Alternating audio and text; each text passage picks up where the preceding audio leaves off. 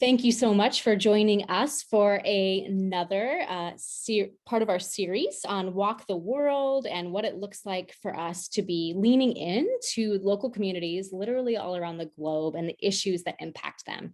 And I am thrilled to be welcoming two very knowledgeable guests with us today to be speaking specifically to the topic of housing. And so I'd love for you all, thank you so much, first of all, James and Lex, for joining us today.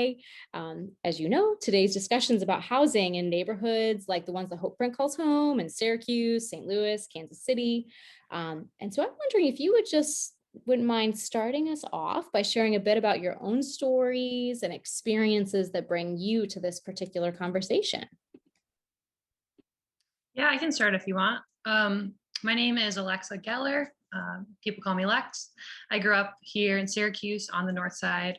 My parents both worked service jobs, and so I spent a lot of time with and around people who didn't look like me. I quickly learned a lot about the idea that people move along all different paths in life, but that everybody kind of essentially wants the same things, right? Food, safety, shelter, a home, a place for free self-expression. So I went ahead and left Syracuse. I got my master's in landscape architecture, studied a little bit, and then came back to hopefully implement some of those skills to work on some of that stuff here. Awesome. Well, hello, this is like my first podcast, so that's awesome. It's a pleasure to be a part of the call with you today, so thank you for the invite. My name is James Russell, and I'm an urban and regional planner. I originally hail outside of Northern Virginia, and we're really no strangers to growth. When I was younger, I remember we had pumpkin patches, deer, dirt roads, a lot of the small town feels. However, quickly after development came into our community, everything kind of changed overnight. New buildings was taken up all over the place. Many of my favorite childhood hangout spots. We really started losing some of that small town feel. But over the next decade or so, we became one of the fastest growing and richest counties in the nations. And when I was growing up, I just really didn't realize how fortunate I was that my parents had the ability to own their own home. Unfortunately, for a lot of my neighbors, development was a barrier. I witnessed many of my friends having to relocate into more affordable and more available spaces. Our community character changed very quickly. So just seeing my community change so drastically and not seeing how everyone was able to take advantage of all the benefits really encouraged me to get into this field called urban planning. Beautiful. So both bringing different perspectives and experiences to this housing topic. And I know you could speak on a whole lot more than just this particular topic, but I'm grateful for you spending your time to kind of focus in on this key aspect of the work that HopePrint is up to and that is so crucial in our communities.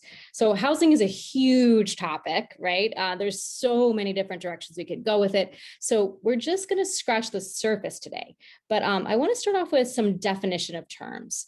When we say housing, and even further, when we say housing equity, what do we mean? So to me, if I can go first, I guess, housing is literally a place to eat, rest, to self-sustain with you and with your family, a place to feel proud of. And then I think a sense of ownership over the place that you live, whether you rent or own. You can still have kind of a sense of pride and ownership over that place. And I think that really is important to this idea of housing, but also somewhere to self-express. When we talk about a general idea of housing, we're usually talking about property that has traded hands over time. People don't typically build their own homes, especially here in this city. Most often, sometimes there will be someone,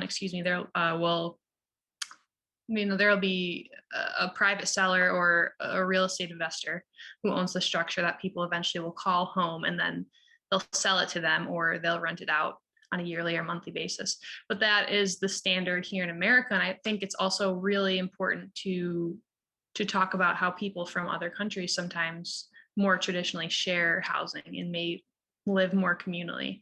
It's something that we don't see here in the States as much. And then when we talk about housing equity, we kind of talk about the development space in a way. I think it's really important to understand that there are pools of money being shifted between hands of people that probably don't live anywhere close to where you call home. And so in popular culture, housing equity may be a term that's often spoke about from the development space. We're talking about large scale building projects that have discussions that are often quite removed from the people that live in their respective areas. And so often in that space, we're thinking about housing equity in terms of seizing potential for increased property and land values over time, and having conversations about monetary investment infrastructure that actually doesn't make much room for people or for your neighbors in the conversation, other than maybe a few public meetings if we're lucky for input. My personal understanding, though, of housing equity as a citizen of this country and this city is that it shouldn't matter what background you come from. You should have fair access to secure and clean roof over your head and the essential utilities to establish a safe place and a safe and stable household for you and your family. So that means being comfortable enough where you live. And I'm not talking about living lavishly necessarily. I'm talking more about having a solid structure you call home, one without leaks and mold, and maybe even more importantly, having enough space for you and your family to kind of spread their wings. We're quite literally talking about creating human habitat here. And in the affordable housing space, so often we see developers trying to cram as many people as possible into one block housing structure in order to make their money back faster. And there are certain standards that humans need to live by to feel comfortable enough to thrive, right? I'm talking about having your own front door, maybe having a bit of green space you can use to play or to garden, in a place that's quiet enough that you can be with your thoughts at night and not be disturbed. I think whether or not you own your home, you need these things. And we can also start to kind of talk about housing equity in terms of being able to have a shot at the benefits of homeownership, for people who haven't had that chance.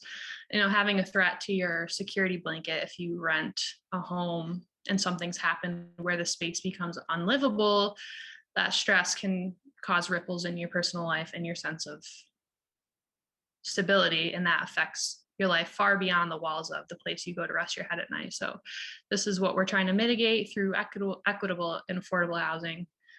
Housing itself is the shelter, the utilities. Housing equity is more of a chance at stability to sort of build resilience against an unstable market. Yeah, that was terrific. That was also a terrific question. I don't want to get too meta too early in this podcast, but I think it really is an important question we want to ask our community members. I found that most people have a different image of what a home is. To some, it's a 640 square foot apartment. To others, it could be a shared basement. To those who are a little bit more fortunate, it might be a 16,000 square foot house with a pool. Still at its core, I still believe people's definition of housing is a space that offers protections from the environment, as well as interaction with some sort of community, whether it's direct or indirect. The home can look incredibly different based on what your family experiences are in this country. I believe that the conversation over housing equity should always begin with what is a person's individual relationship with housing. Remember, for some, housing could be generational and stable. For others, it could have been, I've moved 6 times before I even reached the age of 18. Housing equity is generally about giving communities a shared chance of economic opportunity. I know that's kind of like a loaded word. So what does that mean? Let me give you a personal example. My parents own their own home, as I kind of said at the beginning. I was able to attend a school and receive some of the economic benefits that came from the development that came to our community.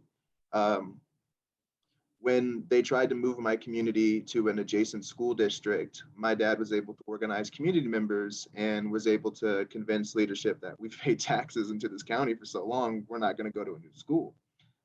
He was only listened to because he paid taxes, home property taxes, for 10 years before the schools came. So it was a really easy sell and it looked bad politically. So equity to me is all about opportunity. We had the opportunity to receive the benefits of a growing community. Many of my friends and family members did not. They were, as property values rose, as their rent prices would change drastically, and they would go from one school district to the next, hopefully staying within the own county. But that was really not really up to them. So while I say there was like an adage we kind of had back home is that like, rising tide lifts all waves, but at the same time, it's like um, we weren't able to all ride the same proverbial wave of development. For some of us, it felt like a riptide. Um, so thank you. Those are excellent words. Thank you. So you all kind of touched on this a little bit in some of what you just shared, but maybe a little deeper dive into our next question here. Regarding, can you give us an example of housing inequities and or issues you've encountered in your work to date? You've worked in some different communities from each other. We know it looks different in all different spaces, but just kind of paint us a picture with your words and what some of those examples have looked like. Yeah, I mean, unfortunately, there's a lot of examples of that, but particularly ones that stick out to me are people of color's high concentrated proximity to detrimental environmental circumstances, like living in the urban infrastructure. And I'm talking about like highway adjacent property, noise pollution, poor air quality, things like that. If we look at the way that road and highway networks were formed in our cities and many others across the US, will see heavy traffic lives always within closer proximity to people who make the lowest incomes and have the lowest property values and the renters. Low property ownership levels pave the way for huge amounts of turnover in rental property, which leads to neglect and rundown property. People maybe don't have a sense of pride in their home as much because they are not able to have as great a stake in the condition of that property long term. They don't own it or they don't have the chance to own it, so it gets let go. In rental situations, I would say from personal experience, my own rental experiences, there's often a great deal of disconnect between tenants and landlords in terms of things being maintained or broken things getting fixed. I think a lot of times you're at the privy of the landlord, who may also not even live in the community or anywhere near the community. So there's that disconnect there that happens between the sense of responsibility falling on the people and the property itself. Something that I think of that's not related to housing is the recycling system in Europe, right? So here in America, we have all the responsibility for recycling on the people that buy products, and there, the responsibility falls on the people that make the products. So there's a lot more consideration and a lot more care being taken to make sure that system works efficiently and does less, damage environmentally. There's also like this systemic nature of subsidized housing projects and just their infinite lack of resources. With low-income housing projects, the powers that be tend to place emphasis almost wholly on the details of the homes. And that conversation steers around activity and quality of life. So if you build 1,400 units of affordable housing and you don't include any transportation infrastructure or a grocery store, you're putting people essentially at an even further disadvantage. So I just want to stress that I think we need to think about programming hand in hand with these projects: work training, educational programming, community navigation services, and like assistance for folks to build up their lives to get stronger. Yeah, as stated, housing is very interconnected. It's how do I begin?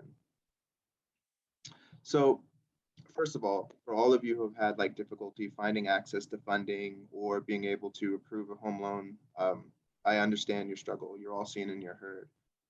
Housing and especially land ownership in this country has always been a premium. Traditionally, people of color, especially those from immigrant populations, have found it incredibly difficult to navigate this system we call housing. From this inception of this country, your rights as a citizen were only acknowledged if you own land. For many of those reasons, we're currently finding it very difficult to inherit land on our own.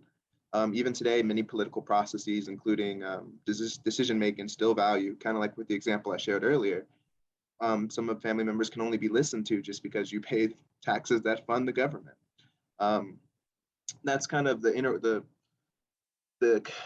connected inner workings of how the government and housing is related is what's important. Know that the obstacles that you face are not necessarily fail, but I also want to instill that there is some hope. It kind of hope gives gravitas to how important trying to find access to housing and securing your housing really is. I know it seems really insurmountable, but it's a really step-by-step process. And you'll find that by going through the housing process, you'll have a better grip of your own understanding of economics and your community. So don't give up. Seriously, do not give up. Housing is important and is the fastest way to generating wealth in this country. So please don't give up. That's a really good word. Thank you, James. I on this next question, I wonder, James, if you can start us off to change it up a little. Like I know you just spoke to how easy it is when people and families are facing these issues. It can be so demoralizing and so overwhelming. Housing piled up on top of so many other things as well.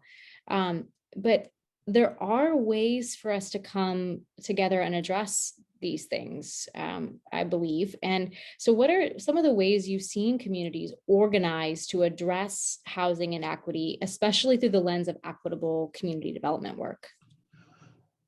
Well, awesome. Another great question. You're killing it. I think it requires a mix of top down and like bottom up approaches to find a solution to housing. I say top down, even though that's not necessarily the belief I hold to be the most powerful, but it is currently the way the system works. What do I mean by being top down? That means going to meetings. That means being part of your local planning session. That means understanding who is running for your county commissioners or however it's done in your state, who is your elected officials. That information was tied up to our housing insecurity in the past. So it's hyper important that you're aware of that kind of stuff. Going to community, as public servants, they have a duty to listen to you. So please, as citizens, as people, as community members, please communicate your needs. It's one of the only tools we really have against development, if you think about it. If you take advantage of understanding your community and trying to create some sort of plan of growth or where you want growth to be or how you want your community to look, I always like this exercise of saying, where do I wish my community was like? What is a couple of communities I wish my community was like? And then a couple of them humdrum, like, what are some of those communities I don't want to be like? It really helps me get an understanding of what our strengths and our weaknesses are. Put it on a plan, put it on a piece of paper. When you do that, when development comes, it says, well, we're gonna change your community. It's like, great, awesome. These are the 7 resources we identified. How are you gonna help? Oh, money. So it's like by having these plans, you were able to frame this conversation. So that's kind of my top-down approach. Advertently, the bottom-up approach is community engagement. Kind of the same answer, but being involved in the process. You're allowed to express your needs and your concerns for the community. I always say it like this, the best place, I'm full of like these little tidbits, but the best time to plant an apple tree was 5 years ago. The second best time is right now.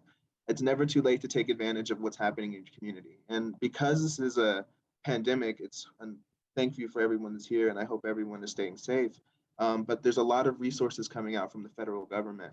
And if you don't have a plan, they're not going to give you money. So it's just preparing yourself. It's all about building resilience. So I've talked a lot for that, so I'll pass. What do you have to say, Lex? So you touched on a lot of great methods there, James. Thank you so much for covering that. I think that land banking and land trusts are something worth researching if that's something that's right for your community.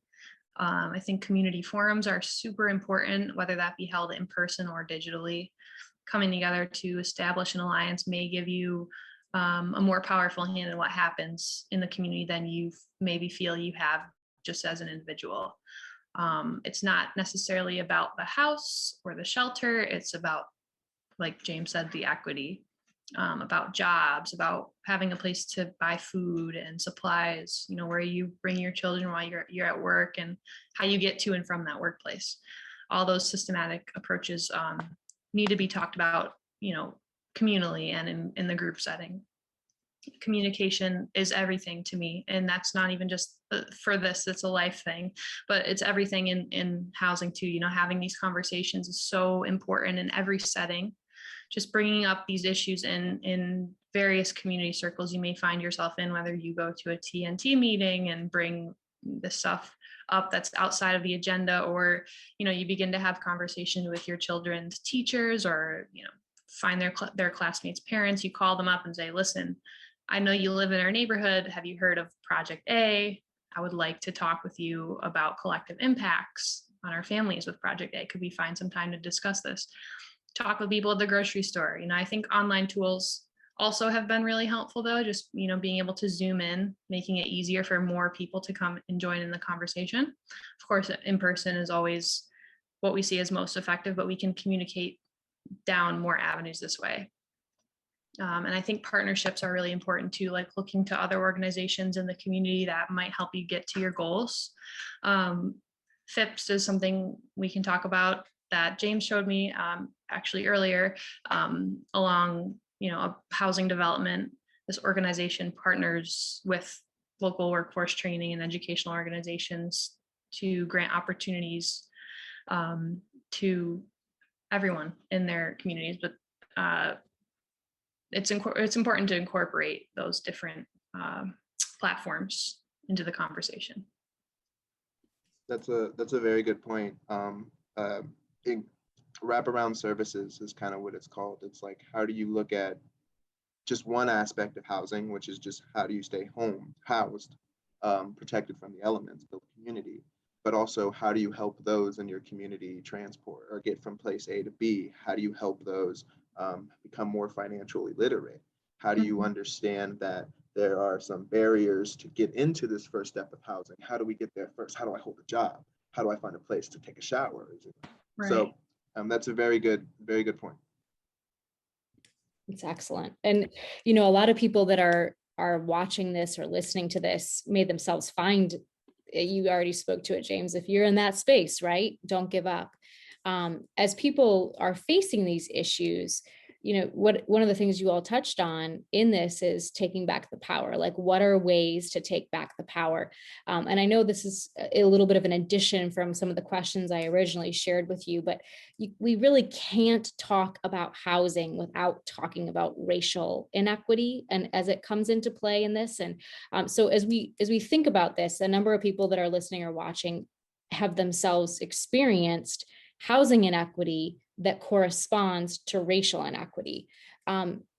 What can you just kind of speak to that, and how does one find agency and take back the power in their housing, especially in light of racial inequities that are, historic and pervasive throughout the housing issue? Wow, that's an incredible question. It's incredibly important as well. Well, history is important. It's important, I think, in this process to let people know that they are felt and they're heard, that it's loud and clear that there's a struggle in it. There's a couple of resources I kind of recommend. I believe it's called The Hidden Rules of Race. It's a book, it's phenomenal. It kind of brings down, it's an economic book, so bear with me. But it brings down kind of there's maybe 13 rules or so that make it difficult for people of color in society. And it's just how you use your lens. It's to me, by being honest and speaking to the truths, we can kind of get the fastest way of cutting red tape. I need these resources because why? Well, and I feel like in current society, it's always prove yourself. Why do you need this resource? In the 80s, a lot of development was tell me how bad your community is so we can come and save you. And now it's kind of geared towards tell us how beautiful your community is so we can help you grow. But there's a lot of mistrust from the government aspect. So I guess to answer your question holistically, call your city council members, call your local planning organizations, whether it's nonprofits or for-profits or state agencies, get a plan together. And then find one of those contacts. There are people who work in the government who are there to help communities prosper. Find out who that is, find out whose job it is to listen, and make them listen. You'll have some sort of skill set to have some sort of plan together. I keep harping on that because that's kind of what my role is right now. Every day I see these planning documents come across, and if they hit this metric of proving themselves they need it, they get access to funds. But by taking ownership and by doing it yourselves as a small community and building up, you can actually get what's needed to be done, not just infrastructure dollars here and there. So I think it's a really good opportunity, but make yourselves loud and clear. Talk, write letters, organize yourself. one voice, one stick is a lot larger than, many sticks is a lot larger than one stick.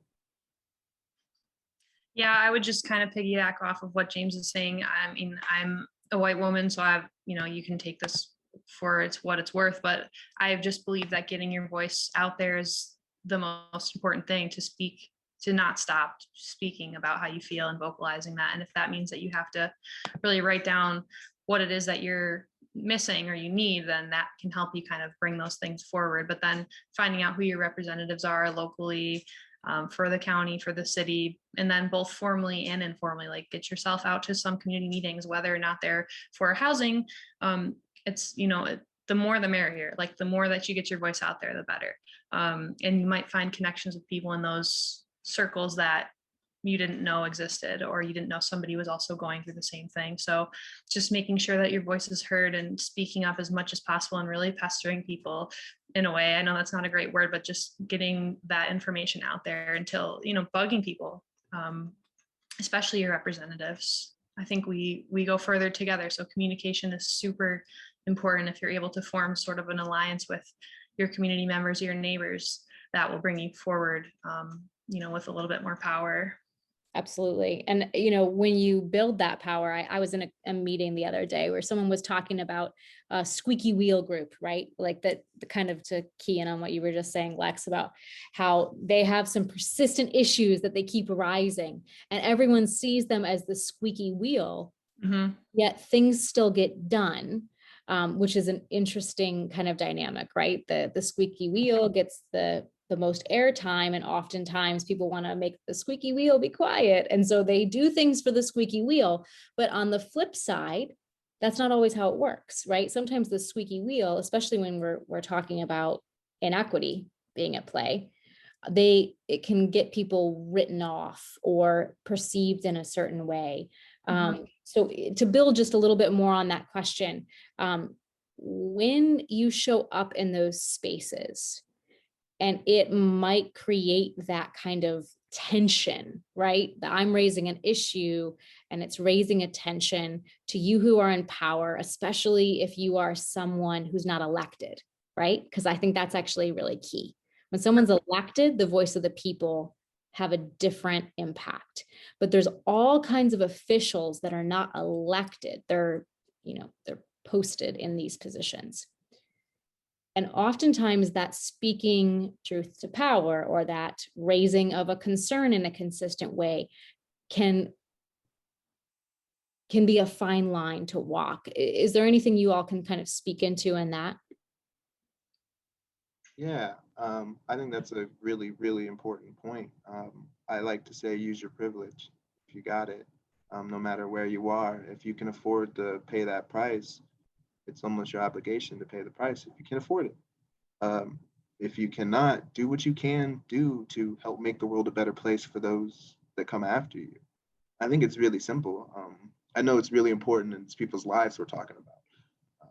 But again, I mean, housing is that important. It's your right. It's understanding the history that they don't want people to own homes.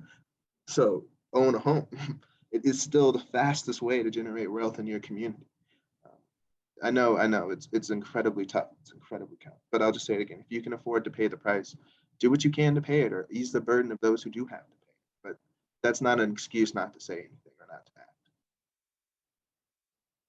That's Yeah, great. I don't have much to add, just other than the best way to bring some proof or bring some power behind your words is to be that example, to, like James is saying, go through the process and be an example for others around you and for the representatives or whoever it might be you're trying to reach, to show them I've gone through steps A, B, and C. Now I need your help to get me through this portion. Like, let's work together. How do we do this? How do we get this done? And I absolutely, and I think in what both of you are saying, you're highlighting a key piece. If you have privilege, it's an automatic for you to access it. But what's important is you need to leverage it towards equity purposes, right? So for anyone who's listening who has that privilege, you have a responsibility to work towards equity, right? Which I like to define. I've borrowed this from a friend, as giving or investing the most in those who need or could stand to gain the most, right? Equity can be defined so many ways. But when we look around the housing issue, it doesn't take rocket science for you to identify those who need or could stand to gain the most. And so any one of us who don't fall into that category, one might also say have privilege, at least at some varying degree.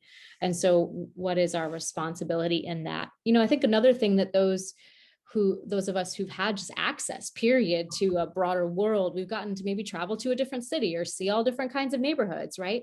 Those are aspects that don't exist in everyone's life. And so not everyone has a picture in their head of like what neighborhoods could actually look like. So if people want to learn about some examples, so let's say I'm just living on the block and I want to see my neighborhood be a better place. But I want to be able to paint that picture that you guys are talking about. I want to be able to make a plan, but I need some just snapshots of what could actually my neighborhood, right? Like in all of its realities and all of its diversity, its cultures, its different dynamics, socioeconomic dynamics, familial dynamics, you name it, those things being at play. Are there any examples out there where you've seen what success, I don't know if that's the best word, right? But what it would actually look like to be successful at addressing some of these housing and issue inequities that we're talking about. And where might they find that besides just typing into Google quality neighborhood development projects with a good reputation or something like that? Well, so to answer your question, it's kind of hard. Definitely don't want to recommend typing in good communities that are good, because you'll find that community won't look like you, or you'll find that if you pursue those same goals, you might displace yourself. Right. So I think there's a couple of different organizations, but I kind of want to just kind of think a little bit more big picture. There's a couple of different ways you can go about impacting your community. If you have the resources like a big developer, you can build brand new affordable units. Realistically, that's a pretty big cost. You can do it affordably through some affordable housing process, but that takes time and that takes resources, and not everyone has that. So I like to say, okay, what's a little bit lighter lift? And those are for working with organizations who are in the nonprofit realm that try to work with creating new affordable units, taking older buildings and converting them to permanently affordable, or finding areas near transit stations and trying to convert those buildings into a little bit more the D word, density, but basically having more people access to limited amount of resources without having a lot of waste or cost. And then if that's still a little bit too much, it's to get organized politically, to talk to your city council again and trying to get some sort of idea. But where can you go to see, where do I understand this? There's a document called the Out of Reach Report. I think it's phenomenal. It really gives community members an understanding of how much does it cost in minimum wage dollars? Does it cost to live in my community? So everyone says, oh, it costs, rent's $1,100 for a one bedroom or whatever it may be in your community. This document helps you understand how much, that's 200 or that's 128 hours I need to work a week, and that's just not feasible. So it's a tool that helps you frame your conversation to leadership, to the political processes. Instead of telling them my rent is this much and it's this expensive, it's I am a single mother, I'm an X, I make X. I have to work 85 hours a week at minimum wage just to afford rent. But that's not feasible. So being able to speak the language and trying to understand the resources. Lex? Yeah, the Out of Reach report is great. It'll break down for you studio, 1 bedroom, 2 bedroom even, so you can get to really see the data there, and it has every county in the US. I think people would be surprised at those numbers for Onondaga County. I think it's like you need to be making $17 an hour full time to be able to afford to rent a 2 bedroom house or apartment. So those things really help you bring, when you go to your representative, like James was kind of saying, and say, this is, what my situation is, that helps you bring some, there's proof in the pudding there, so to speak. And I think also just sit down and literally start to compile a list of what you need in your life. I know that can be daunting, and that sounds like a very pointed thing to think about, and it can be overwhelming. But just, take some time and think about what services are you unable to access? What are you missing out on? What do you need to thrive? What do you need to feel proud of where you live? What would help you, large or small, so that you can kind of compartmentalize that information and then start to have conversations around that set in stone with your neighbors or with people at work or school or whatever it may be. I think it's again really important to have that to bring to people's attention so that you can connect on that level.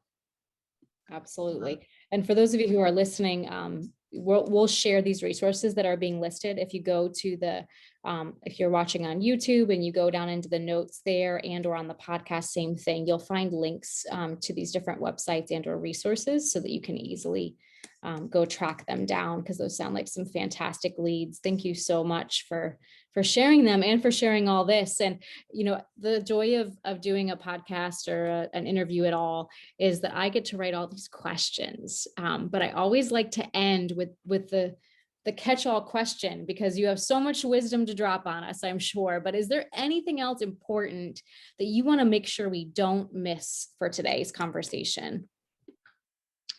Yeah, I mean, this work influences all aspects of life, not just your shelter.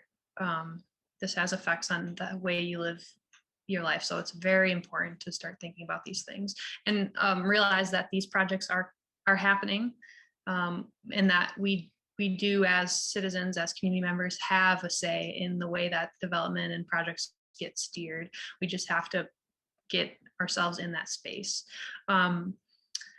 This isn't something that should be left up to the people that are fortunate enough to be able to be at the decision-making table. Our voices are powerful, and it takes 10 seconds of courage to initiate a huge change, and to get yourself in the place to be able to be at that table. The development, I think, is inevitable, because somebody has a multi-million-dollar amount of capital to invest in a project, but they maybe don't come from the neighborhood or live there. So, we just I want to reemphasize the importance of making sure your voice is heard and that you're being addressed, because these are our neighborhoods. By coming together over this stuff, we create that momentum that is needed to steer that development in a way that works for us. Don't give up your power by not speaking up, in person, in a letter, on a social platform. Having these conversations will get us to where we need to be, and to take the steps, to start to take the steps to take back the power of change in the development in our neighborhoods. Terrific. Well, let's see. When thinking about housing, it's essential not to forget about the people who are currently unhoused. The system has failed many people, and commonly many of the unhoused are from your community or from your region. It's a myth that a lot of those who are currently unhoused have just come from someplace else and just settled near your community. The truth is, they probably are from your community and just have not received the same access resources that you have provided or been able to have. So just be kind. I suspect in the next 5 years or so, housing will be taken with the necessary gravitas as it needs to be taken. But right now, it's extremely important to remain vigilant and understanding what your community benefits are, how your community wants to grow, understand what changes are going to happen in your community. What do your children want to see? How are your children going to be daycare, things like that. Finally, with all that being said, do not be exclusionary. It's incredibly important to create a diverse range of housing, being it single family homes, preferably not, but if need be, apartment complexes, bungalow courthouses, a bunch of different styles. Because if you only just try to end up doing that high-end luxury look, again, you might just find yourselves displaced. Thank you.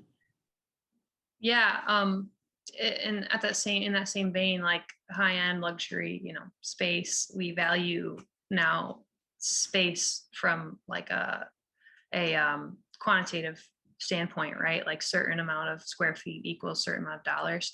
But I think we can go ahead and think about space as equity as well, thinking about how much room you have outside of the confines of the walls that you live within, right? Like we need a certain amount of green space to be able to process the world at hand and be able to feel free enough to self-express. I think that we need to be able to get outside too, and not just like create housing projects for people, 300 people to live in this building. We need to make sure that those 300 people also have enough space outside of that as individuals to be able to move around and feel free. I think the importance of green space is something we can also start to talk about too. And, having that play a role in just lowering, challenging things, like mitigating certain things in communities like violence and just generally like beauty, like making the place that you live, making sure that it's beautiful and you can feel proud to live there, like to be a part of that community. I think that's really important as well. But that could probably bring us into a whole other podcast episode, which we can do some other time. That was beautiful. I always liked the home is where the heart is. So like we have the really good opportunity to put our hearts on our sleeves and really tell us what we want to be, what do we want to become. So continue to do what you can do. Remember, you are enough. So thank you for what you're doing, but don't give up. This was fantastic. Thank you all so much. And what I love is that it's recorded and we're going to be able to share it so broadly with so many people who I really feel like need to hear your voices. And so thank you for offering up your time and the little tiny piece we got to get of all the wisdom and insight that you have to offer in this moment with us together. So thanks you so much. And for those of you who are listening, I hope that you walked away with at least one thing. I imagine you actually walked away with a whole lot more than one thing, but at least one thing that gave you food for thought and even better, an action step that you really can and feel compelled to take when it comes to this topic area. So thank you all so much. Thank you for those of you who joined us, and we'll look forward to joining you for our next episode.